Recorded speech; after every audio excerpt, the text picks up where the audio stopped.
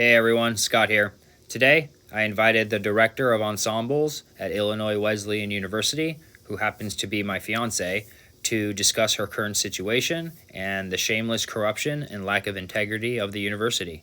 So please remember to like and subscribe, and let's get going. Hello, my name is Sei An, and I'm the Director of Ensembles at Illinois Wesleyan University. I started teaching at this university last fall. There was some funny business during my application process as well, which made me question the integrity of this institution. After the initial application process, interview, and audition, the school called me to congratulate me and to tell me that I'm hired and to wait for a paper contract in the mail. Upon receiving this news, I pulled out from my candidacy at 2 other schools. Then the unthinkable happened. I did not receive a contract in the mail, and Illinois Wesleyan University went silent for more than a month. They did not respond to any of my phone calls or emails. Later, when I finally got a call from Provost Mark Brodel, he explained that my contract had been changed from tenure line to non-tenure, and that it's now only a 3-year contract. I had specifically applied for only tenure-track positions. I regretted pulling out of the other 2 potential job offers. However, at this point, I had only 2 options: be jobless or accept. Even with quite a rocky start, and realizing that the music school was in worse shape than I had imagined, I told myself that I'd dedicate myself 100% to the school and my students as long as I am working here. As explained in an earlier video, throughout the 2020-2021 school year, the School of Music at IWU rehearsed and recorded concerts in violation of the school and state mask policies and mandates. Why? 1, I was told to put up the plastic screens for the rehearsals and space apart as much as possible and still rehearse. 2, the concerts were still all normally scheduled and expected. Then in the first week of this school year, the same policies and mandates that allowed the School of Music to operate in violation of all last year were enforced on the first-year student Scott Malik by means of harassment, physical intimidation, assault, discrimination, public shaming, not to mention arrest by the Bloomington police. As I now refuse to be their exception to the health and safety policies, the same university is now shamelessly trying to terminate me. Under the Equal Protection Clause, I am also allowed safety in my workplace. Why were my classes an exception to the mask mandates all last year and continuing?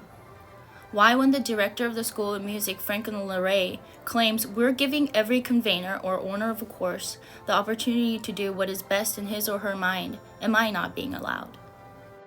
We are giving every convener or owner of a course the opportunity to do what is best in his or her mind. For them to show up. Well, now you're wasting my time. Oh, mask violation.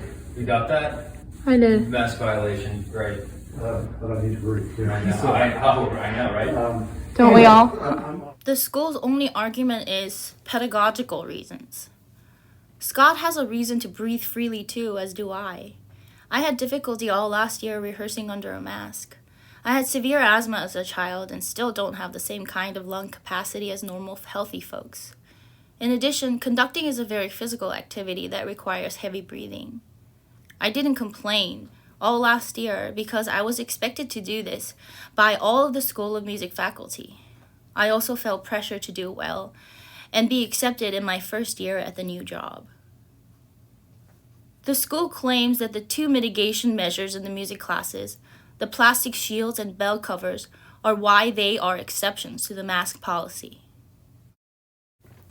Unfortunately, these measures were discussed by faculty members of the School of Music during our bi-weekly meeting that there is research that these measures are useless or even make matters worse. The plastic shields and bell covers were then unceremoniously dismissed. When the wind ensemble met to rehearse at our first rehearsal, there were 25 of us packed into a small rehearsal room, blowing wind instruments for an hour maskless. 2 days later, Scott was arrested from his classroom for refusing to wear a mask. Are you kidding me? I find these events all incredibly ironic. Here I was all last year thinking I'm sacrificing my health and safety so that we can still have class in person, play music together, and record concerts. I want the students to enjoy working with me my first year, etc. How naive was I? Since the school seems to really want to hold on to the pedagogical reason, which apparently now trumps health and safety, let me share some research that can be easily found online on the non-effectiveness of plastic shields and increased risks of wind playing. Not a single study has shown that the clear plastic barriers actually control the virus. Tinier floating droplets can also spread the virus, they warned, meaning plastic shields can't stop them. Especially when we use it in offices or in schools specifically, plexiglass does not help. If you have plexiglass, you're still breathing the same shared air of another person. The investigation concluded that among other factors, the plexiglass side panels around desks seem to increase the risk of virus transmission by blocking airflow. University of Iowa did extensive research on this before establishing their COVID procedures, and even then, they claim that they don't know enough and more data needs to be collected. Their School of Music director writes, "No decisions will be made in the School of Music that do not meet both of these criteria: optimal health, safety, and optimal pedagogical impact." They follow a very detailed safety plan that seems more logical and careful, not arbitrary, illogical, and discriminatory, as in the case at Illinois Wesleyan University. Also, their mask policy is very strongly encouraged, but not required. According to this report, wind playing and teaching likely carries additional risk, though this is not possible to quantify with current knowledge. Short of implementing complete isolation, for example, playing and teaching from home, risk mitigation strategies are not likely to reduce this risk to essentially zero. Other behaviors associated with wind playing might also be risky. Wind players buzz on their mouthpieces, blow out tone holes, blow out spit valves, clean their instruments with swabs and feathers, and might have leaking embouchures or nasal emissions during playing. The risk of aerosol production posed by wind instrument performance is not known, though there are several indications that it might exceed background risk of COVID-19 transmission. The risks of wind playing in the COVID-19 era are unknown. There is a possibility, currently being studied, that the risks of wind playing and associated behaviors are greater than baseline risk of spread of COVID-19. This has wide ramifications as programs are attempting to reopen. Acknowledging the risks and attempting to mitigate them is important, but should not lull musicians into a false sense of security. Here are my suggestions to the university administration. Unless Scott's case is a single blatant example of discrimination, intimidation, harassment, assault, and public shaming, you need to follow your own policies. Since you have not been all 2020-2021 school year, your actions towards Scott are clearly hypocritical, harsh, if not simply corrupt.